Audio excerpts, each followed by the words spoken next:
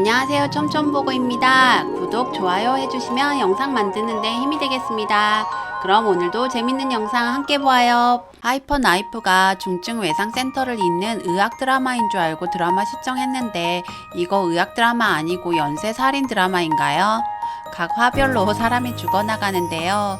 서 실장의 태도로 봐서 이미 과거에 최소 몇 명이 더 죽었다는 걸 예측할 수 있었는데요.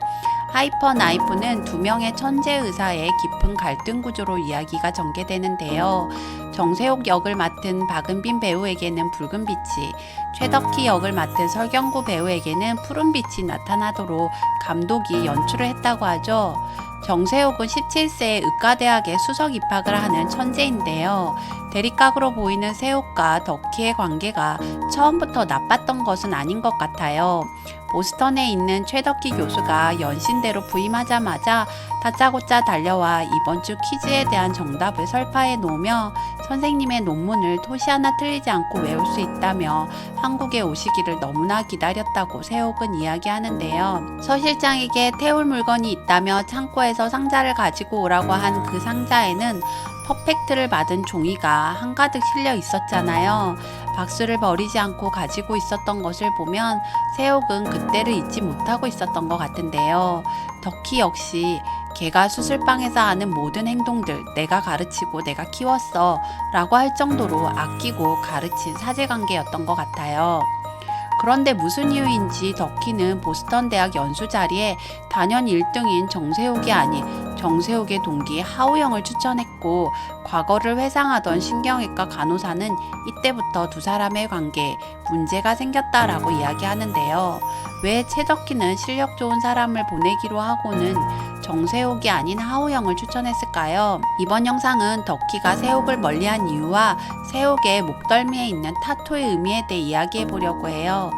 드라마의 시작은 정세욱이 병원이 아닌 수술실에서 그것도 뇌 수술을 하는 모습으로 이야기가 시작되는데요. 정세욱과 한 팀으로 이뤄 수술을 하는 마취과 의사 한현우와 정세욱의 보디가드를 자처한 서영주, 극에서는 서 실장으로 불리는 세 사람의 모습이 등장해요. 늘상 하는 일인 듯 아무렇지 않게 수술을 해낸 모습으로 시작이 되는데요. 그런데 간호사가 구해지지 않자 수술 받는 쪽에서 간호사를 데리고 왔는데 하필 그 간호사가 연신대 신경외과 출신 간호사로 정세욱을 알고 있었고, 정세욱을 돈으로 협박하기 시작하자 세욱은 서 실장을 따돌리고 간호사를 죽여버리는데요. 간호사를 죽여서 놀랬다기보다는 간호사를 죽인 걸 뒤늦게 알게 된 서 실장이 놀라지 않는다는 것이 저는 더 놀라웠는데요.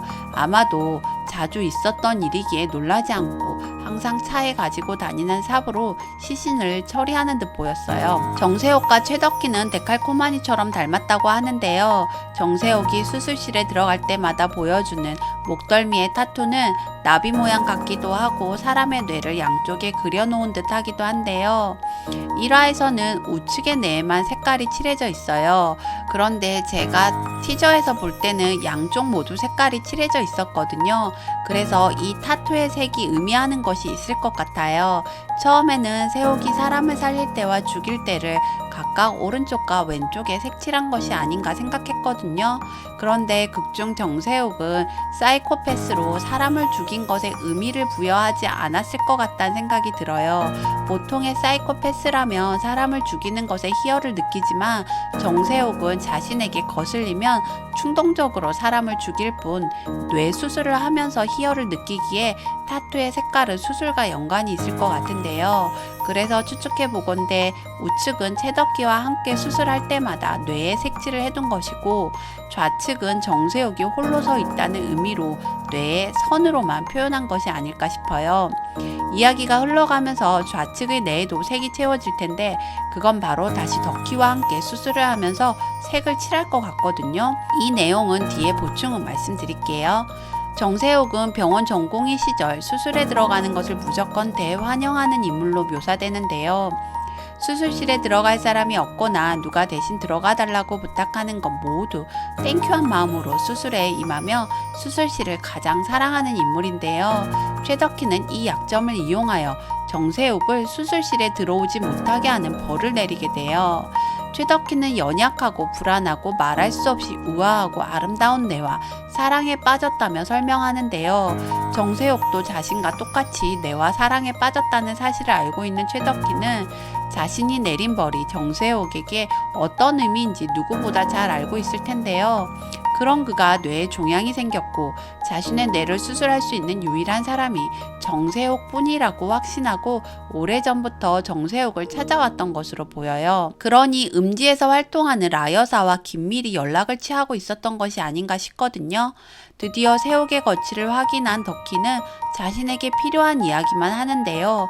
덕희를 누구보다 좋아했지만 이제 그 누구보다 미워하게 된 세옥은 덕희에게 절대 수술을 해줄 수 없다고 선언하는데요.